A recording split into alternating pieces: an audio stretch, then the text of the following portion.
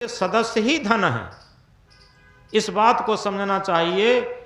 हम जिस परिवार में रह रहे हैं वो सदस्य ही धन है, धन धन नहीं, जनधन है। यह हम कई बार बताते हैं। देखो रामायण के अंदर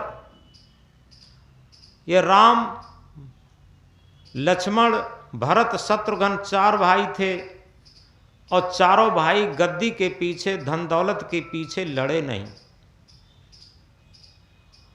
राम राजगद्दी को फुटबॉल बना करके भरत की तरफ फेंक रहे थे, भरत राजगद्दी को फुटबॉल बना करके राम की तरफ फेंक रहे थे। कोई गद्दी पर बैठना नहीं चाहता था। वो कहते थे तुम गद्दी पर बैठो, वो कहते थे तुम बैठो। कोई नहीं बैठना चाहता था। क्यों? चारों भाइयों में प्रेम था और वो जन को धन मान रहे थे, गद्दी को, धन दौलत को धन नहीं मान रहे थे। और देखो महाभारत का उदाहरण है। श्री कृष्ण जब शांत दूत बनकर के और दुर्योधन के पास गए और ये कहा कि पांडवों को केवल 5 गांव दे दो और तुम पूरा शासन करो, तो दुर्योधन ने उंगली हिला करके कहा कि बिना लड़े सुई के नोक के बराबर नहीं दे सकते, हम तो युद्ध करेंगे तब देंगे। और स्थिति क्या हुई? सब कौरव मारे गए, पांडवों का भी बहुत जनधन की सब हानि हुई, हर तरीके से तहस नहस हो गए।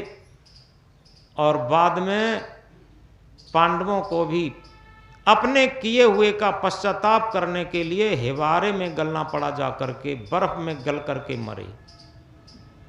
ये सब क्या था? ये वही था जो धन को धन मानते हैं, उन्हें केवल पश्चाताप करना पड़ता बाद में।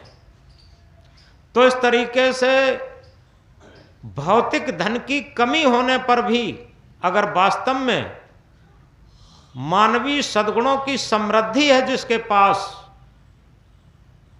वो शांत में जीवन व्यतीत कर लेगा और वो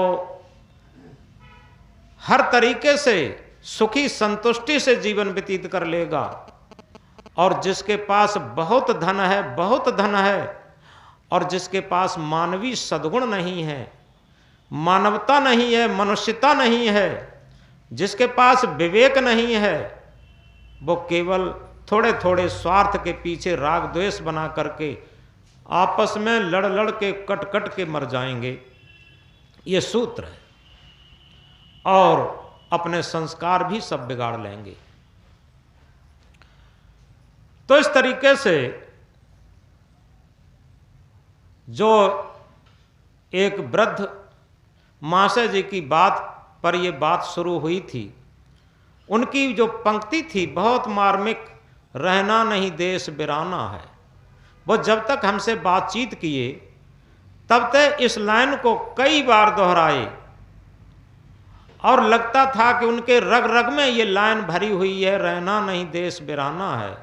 और तभी उनके परिवार में भी सामंजस्य था। क्यों था? ज्यों ज्यों काया होए पुरानी, ममता पे त्यों चढ़े जवानी।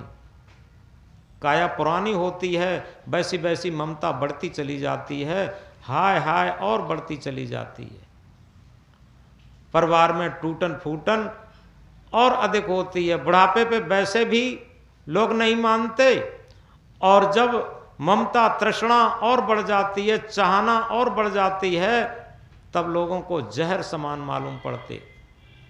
लेकिन जब हमारी ममता घट जाए, मुझे क्या है, रिटायरमेंट के बाद परिवार पर जिम्मेदारी डाल करके और स्वयं निश्चिंती और मस्ती में अपना जीवन काटें और अपने परिवारी जनों पर भरोसा करें और विश्वास करें।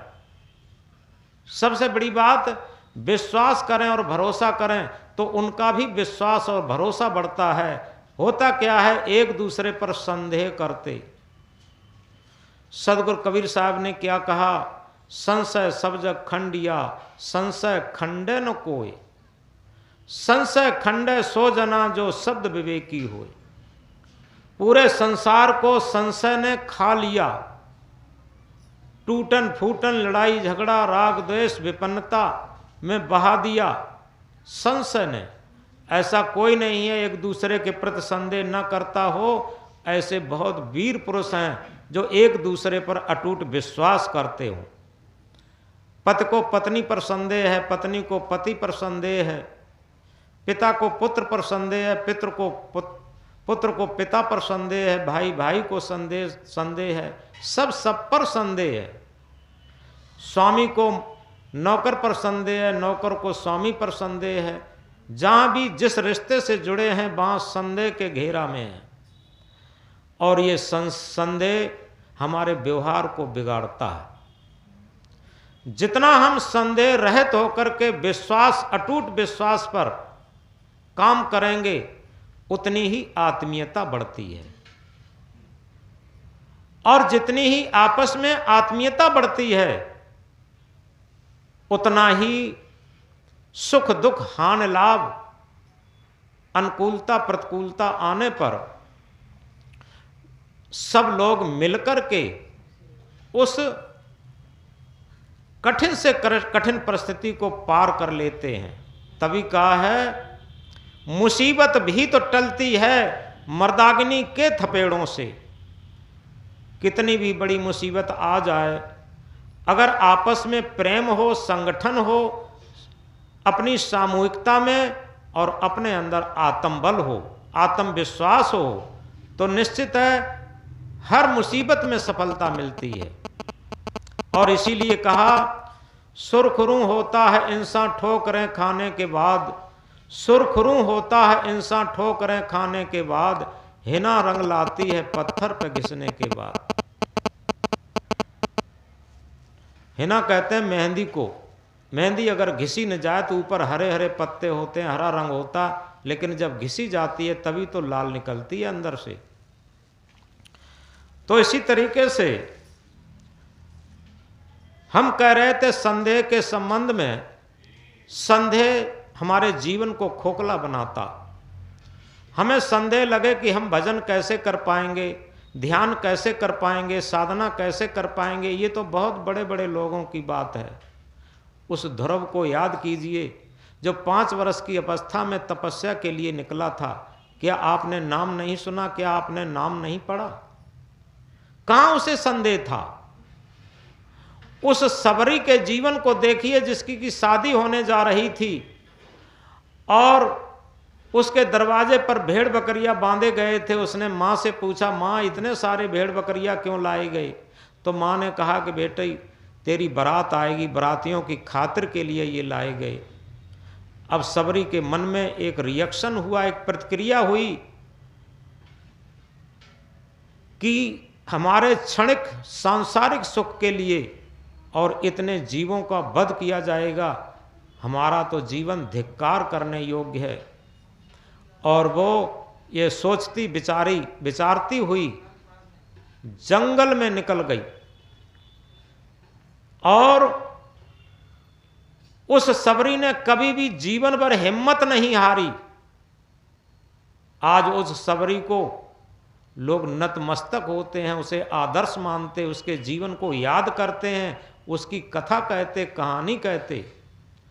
मीरा के जीवन को देखिए जो एक राजरानी थी और राजरानी होते हुए भी वो दर दर की भिक्षा मांग कर खाई और अपने मीरा मगन भई गलियां गलियां गुरु गुण गाने लगी। मीरा मगन होकर के गली गली में अपने सदगुरु का गुण गाने लगी और कहने लगी कि मेरा मुझ में कुछ नहीं, जो कुछ है सो तोर, तेरा तुझको सौंपती क्या लागत है मोर। जीवन भर उसने अहंकार ये नहीं किया कि मेरे अंदर कुछ मेरा ज्ञान है, सब सदगुरु का ज्ञान है।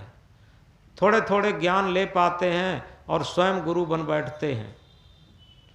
तो इस तरीके से